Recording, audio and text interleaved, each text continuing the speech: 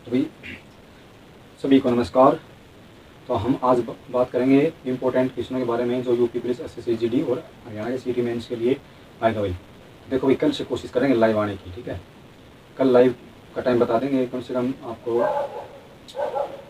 7 बजे लाइव आएंगे कल, और इम्पोर्टेंट क्लास होगी हमारी कल से, ठीक है।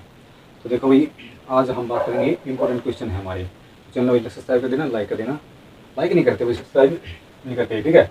तो देखो एग्जाम के लिए पॉइंट है कि तीनों टपकेंगे क्वेश्चन भाई। ये संस्कृत व्याकरण का प्रथम ग्रंथ कौन सा है, नहीं पूछेंगे। संस्कृत व्याकरण का प्रथम ग्रंथ कौन सा है भाई? अष्टाध्यायी है। अष्टाध्यायी किसने लिखी थी? पाणिनि ने लिखी थी। किसने लिखी थी? पाणिनि ने लिखी थी। क्वेश्चन देखो, एक तो बन गया संस्कृत व्याकरण का प्रथम ग्रंथ अष्टाध्यायी है। फिर पूछ लेंगे अष्टाध्यायी पुस्तक किसने लिखी थी? पाणिनि ने लिखी थी, ठीक है। और एक क्वेश्चन उठा है इस पर कि अष्टाध्यायी जो मौर्यकालीन जानकारी, जो मौर्यतर जो साम्राज्य था उसकी जानकारी किस पुस्तक में मिला है, किस ग्रंथ में मिलती है भाई? अष्टाध्यायी में मिलती है। तो ये संस्कृत भाषा में लिखा हुआ था अष्टाध्यायी भाई, क्योंकि मौर्यतर काल में संस्कृत भाषा का यूज होता है, ठीक है। नेक्स्ट क्वेश्चन हमारा इंपोर्टेंट क्या बनेगा? अर्थशास्त्र का लेखक। अर्थशास्त्र लेखक केवल पूछा गया है कौटिल्य भाई। कौटिल्य है अर्थशास्त्र का लेखक भी, ठीक है। जो मौर्य ज्यादातर मौर्यतर साम्राज्य में रहा था भाई, ये राजनीति के बारे में बताया करता है, ठीक है। तो कौटिल्य का अन्य नाम क्या था? चाणक्य तो अपन जाना भाई। चाणक्य कौन था? चंद्रगुप्त मौर्य दरबार में रहा था भाई, ठीक है। राजनीतिक गुरु था चंद्रगुप्त मौर्य का। तो इसका विष्णु उपनाम हो गया। इसका उपनाम देखो, उपनाम एक तो कौटिल्य हो गया भाई, कौटिल्य और विष्णुगुप्त चाणक्य था भाई, ठीक है। चंद्रगुप्त मौर्य का राजनीतिक गुरु, क्वेश्चन पेपर पूछा गया चंद्रगुप्त मौर्य का राजनीतिक गुरु कौन था, जो उसको वही राजनीति के बारे में बताया करता भाई। अब ये करना चाहिए, अभी जो भी वहां पे हमला करना चाहिए, जो भी राजनीतिक कार्य में भाग लेते जो वे पूछा करता चंद्रगुप्त मौर्य, तो वही सलाह कौन दिया करता? चंद्रगुप्त को चाणक्य की हर बात मानते थे भाई, ठीक है। तो बिंदुसार के दरबार में रहा था भाई ये। तो चंद्रगुप्त मौर्य का राजनीतिक गुरु कौन हो गया? चाणक्य हो गया, ठीक है। राजतरंगिणी बहुत इंपॉर्टेंट है कि राजतरंगिणी का लेखक, राजतरंगिणी एक पुस्तक है, उसका लेखक कौन है भाई? कल्हण है। कौन है? कल्हण है भाई, ठीक है।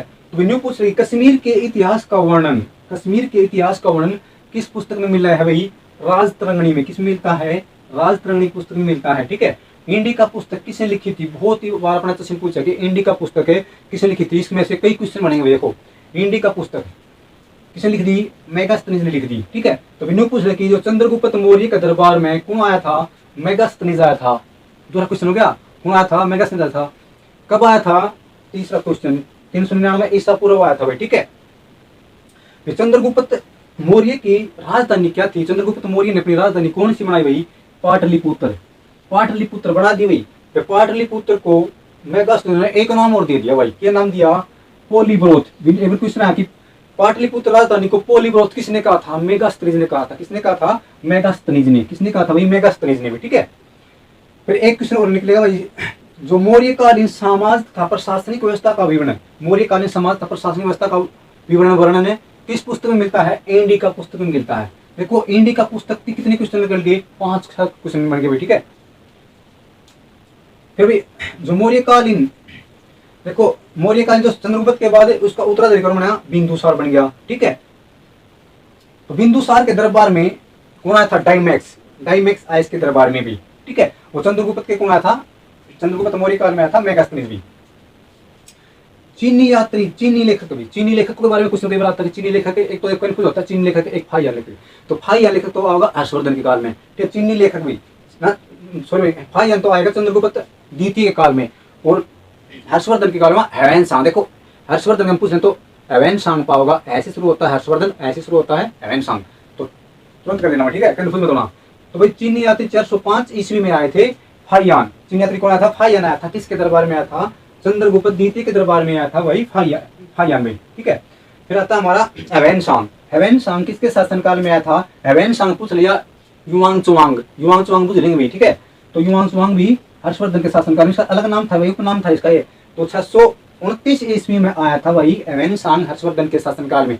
हर्षवर्धन पुष्यवंती जो इंपोर्टेंट है हरियाणा में, पक्का कुछ ना करवाना पूरा चैप्टर, ठीक है। तो देखो ह्वेन-सांग कितने साल तक रहा? 16 वर्ष तक रहा हरियाणा में भी, ठीक है भाई। तो ह्वेन-सांग किसके दरबार में आया था भाई? ह्वेन-सांग आया हमारा हर्षवर्धन के काल में, और फाहियान आया हमारा चंद्रगुप्त द्वितीय के काल में, ठीक है। इन्होंने बोला चंद्रगुप्त मौर्य भी हो गयो और चंद्रगुप्त द्वितीय। देखो द्वितीय अन्न की उपाधि थी जो अलग इसके बाद आया था, बिंदुसार अन्न के बाद आया था, ये अशोक के बाद चलता था, ठीक है, चंद्रगुप्त द्वितीय भी। तो कुछ इंपॉर्टेंट क्वेश्चन और करवा देते हैं आपको।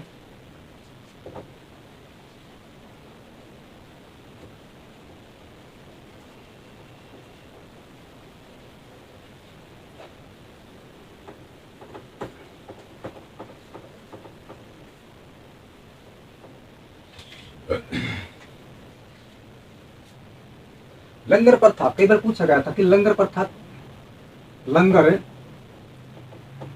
प्रथा की शुरुआत किसने की थी भाई? तो लंगर प्रथा की शुरुआत किसने की थी भाई? अमरदास ने की थी, गुरु अमरदास ने। किसने की थी? अमरदास ने की थी भाई लंगर प्रथा की शुरुआत। तो भाई न्यू पूछ रहे कि लंगर प्रथा की शुरुआत या लंगर प्रथा किसने चलाई थी? अमरदास ने चलाई थी। किसके समकालीन था अमरदास? अकबर के समकालीन था। किसके समकालीन था ये? अकबर के समकालीन था लंगर प्रथा शुरुआत करी हुई अमरदास ने, ठीक है। तो देखो अमृतसर की स्थापना कई बार पूछा गया कि अमृतसर की स्थापना किसने की थी भाई? गुरु रामदास ने। गुरु रामदास ने। तो गुरु रामदास का जन्म कहाँ हुआ था भाई? लाहौर में हुआ था। कहाँ हुआ था? लाहौर में हुआ था। कब हुआ था? 1534 में भी, ठीक है। तो ये अमृतसर की स्थापना किसने कर दी? गुरु रामदास ने कर दी भाई। इसका जन्म कहाँ हुआ था? लाहौर में हुआ था। 1534 में गुरु अमरदास का जन्म हुआ था भाई, ठीक है। गुरु ग्रंथ साहिब, गुरु ग्रंथ साहिब या आदि ग्रंथ की आदि ग्रंथ का संकलन भाई, संकलन किसने किया था? गुरु अर्जुन देव ने। गुरु अर्जुन देव ने किया था भाई, ठीक है। गुरु अर्जुन देव ने कर दिया भाई इसका। तो इन्होंने गुरु अर्जुन देव है ना, गुरु कौन से गुरु थे भाई? 5वें गुरु थे। कौन से गुरु थे? 5वें गुरु थे भाई ये सिख धर्म के, ठीक है।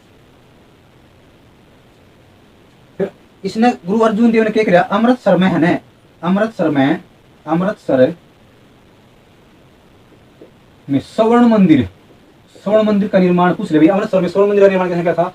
गुरु अर्जुन देव ने करवाया। तो किसने करवाया था? गुरु अर्जुन देव ने स्वर्ण मंदिर का निर्माण करवाया अमृतसर में भी, ठीक है। तो गुरु ग्रंथ साहिब आदि ग्रंथ के संकलन किसने किया? गुरु अर्जुन देव ने कराया। कौन सा गुरु था? 5वां गुरु था। अमृतसर में स्वर्ण मंदिर का निर्माण किसने करवाया था भाई? अर्जुन देव ने करवाया था भाई, ठीक है। पूछ रहे कब करवाया था स्वर्ण मंदिर? 1563 में भी। 1563 ईस्वी में स्वर्ण मंदिर का निर्माण करवाया था। स्वर्ण मंदिर का निर्माण करवाया था, ठीक है। मंदिर पूछ ले कि अर्जुन, देखो अर्जुन के बारे में बात करी है तो अर्जुन को फांसी भी, तो अर्जुन को फांसी किसने दी थी? अर्जुन को फांसी जहांगीर ने दी थी। जहांगीर ने, देखो जहांगीर ने खुसरो को सलाह दी थी। देखो इसको अर्जुन ने फांसी दे दी जहांगीर ने। तो जहांगीर ने क्यों फांसी दी? खुसरो इसका एक बेटा था जहांगीर का, तो उसकी सहायता देने के लिए अर्जुन को फांसी से सहायता कर दी उसकी भी, ठीक है। कुछ जानकारी दे दी भाई, इसके लिए इसको फांसी दे दी जहांगीर ने भी। अकाल तख्त की स्थापना, इसमें हमारा क्या बनेगा? अकाल तख्त की स्थापना गुरु गोविंद सिंह ने। गुरु गोविंद सिंह ने भी, किसने की? गुरु गोविंद सिंह ने की थी अकाल तख्त की स्थापना। जन्म 1595 में, 1595 में अमृतसर में भी, अमृतसर में। तो अकाल तख्त की स्थापना गुरु गोविंद सिंह ने की। गुरु गोविंद का जन्म है ना अमृतसर में 1595 में हुआ था भाई, ठीक है। तो देखो इन्हें पूछा सिखों के अंतिम गुरु कौन था? गुरु गोविंद सिंह था। गुरु गोविंद सिंह था अंतिम गुरु भी, ठीक है। और न्यू पूछ कि खालसा पंथ कई इंपॉर्टेंट है भाई। खालसा पंथ की शुरुआत खालसा पंथ की शुरुआत किसने की थी भी? गुरु गोविंद सिंह ने भी। खालसा पंथ कब बनाया जाता है? बैसाख पूर्णिमा को बनाया जाता है, ठीक है। पंजाब में क्या है? बैसाख पूर्णिमा का त्योहार बनाने के बाद फसल काटी जाती है भाई। तो गुरु गोविंद सिंह ने खालसा पंथ की स्थापना करी थी, ठीक है। तो हमारे इंपॉर्टेंट क्वेश्चन रहेंगे भैया एग्जाम पॉइंट के लिए एग्जाम